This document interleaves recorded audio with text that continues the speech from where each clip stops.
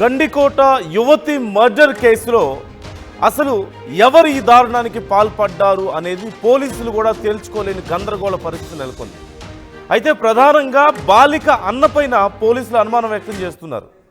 సురేంద్ర గండికోటకు వచ్చినట్లుగా సీసీటీవీలో నమోదైంది.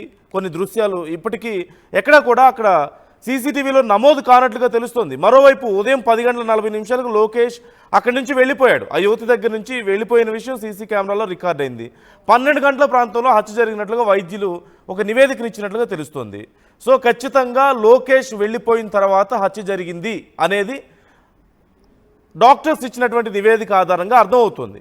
మరి మరోవైపు చూస్తే సురేంద్ర వస్తున్నాడని తెలిసే లోకేష్ వెళ్ళిపోయాడా అనే అనుమానం. ఎందుకంటే యువతిని అక్కడే ఎందుకు వదిలిపెట్టి వెళ్ళిపోతాడు అనేది అక్కడ కీలకమైనటువంటి అంశంగా ఉంది.